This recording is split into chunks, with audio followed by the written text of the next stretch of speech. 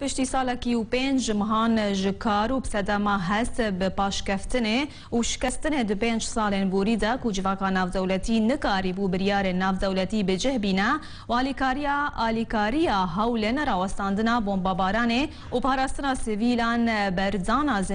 زندانیان جی رخصتن جواکا سیویل سوریه زاینا پلاتفورما سوریه سیویل ده سپاتا 2016 هنده لباجار استانبول لترکیه هات راگهاندن پلاتفورما سوریه سیویل پلاتفورما که خواجهی 11 پارزگهن سوریه پکته و 3 پارزگهن ولاتن هف سینور سوریه کو اوجی لبنان و اردن و هرما کردستانیا و لونراتیا 191 رخصتن و 145 سرکردن جواکی دگه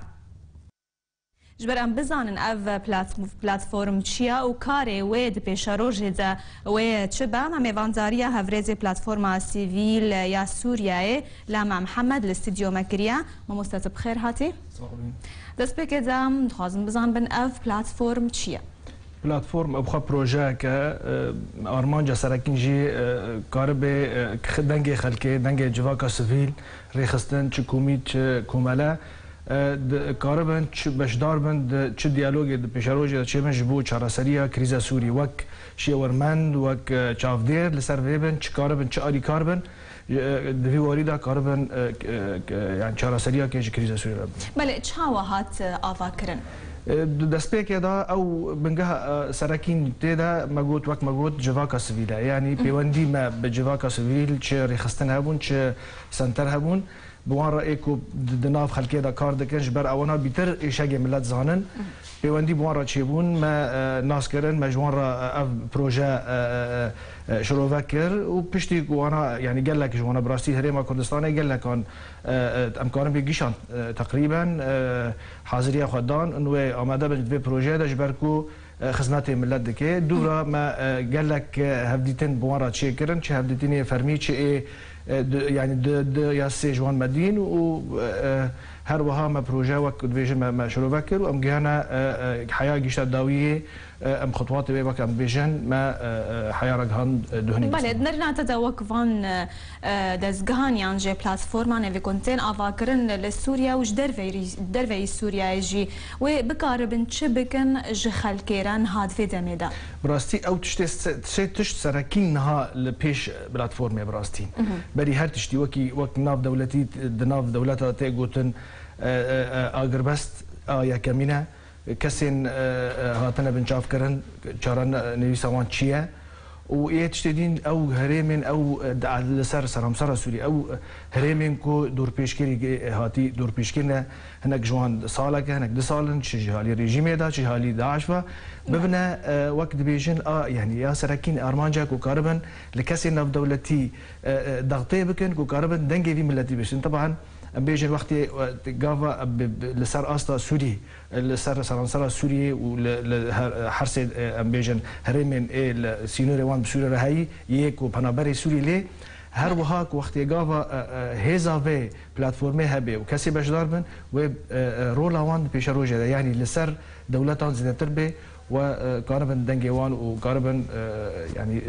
مساهم بله نهاد فيدا مدوني شو دست بكاري خوابك پشتی کن هم هات راگهاندن وقت دست پیکر گویی اما بگرن لخلکه یعنی ام لبی داره کردستان و هر کسی که هندری سوریه جت دی وقت گویی 11 پاریزگاهان هاتی راگهاندن برای کار بویه برای یعنی ام يعني وقت بيجن لسر ما تسكن املات ناسكرن بدن في بروجي يعني دنجي وانا حر بلاتفورما كخوجهي سربخايا اما الكامبان بگرن اما نابلت بگرن اما پیگونا وارا چه بکن کادا خوازی وان چیه کاوی دور پیش کردن چاوایه لکی داره هیا کی گرتی هیا کی وندا هیا بگینا لجی بله دجروان کنگره ناو دولتی کنتین لدار خستن جبو جارا سرکرنا کریزا سوریه و نه چاوا بکن چاوا خو بگین نوا براستی وقت او پروژه يعني وقت پله مجاز يعني بري جنيفا ياكي چي بوي وك سنتر جواكا سيفيل وديمقراطيه لسوريا يكونوا نراتيه في بروجيت كي مکارب و پلک وقت جنیو و چه بگهاند آوانا جبرکو پوندی ما بکسی نافدولتی هنا ممولی و DRL او اوفیسا دموکراسی و مافی مروان او بشگریه و پروژه دگره و هر وها اوانا يعني و امي بگین اوانا بله برسامیا داویش ترا ما مستا دجر في بومبا باران دو جر وان جارسرين لشكرين كو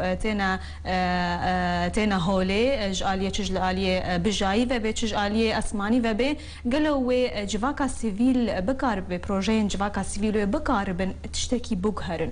براستي او نموك قلتي ارمانج اساسي او في بلاتفورميه خلقه كسا يعني قافا تقاربي تبهيز بي تخورت بي تقاربي يشجع ملات داخليان بكي دوسايه تشي بكي دا تشتيتا موثق من وقت بيجن دي روا يعني اواكي روا ديتا كنت قاربي رولا خبيني بيشروجه بله بهوینا کاروا سر بکوه هفرزی پلتفرما سیویلیا سوریا ما مستلم محمد ایرو میوانی مبوغ لکس پاس باشه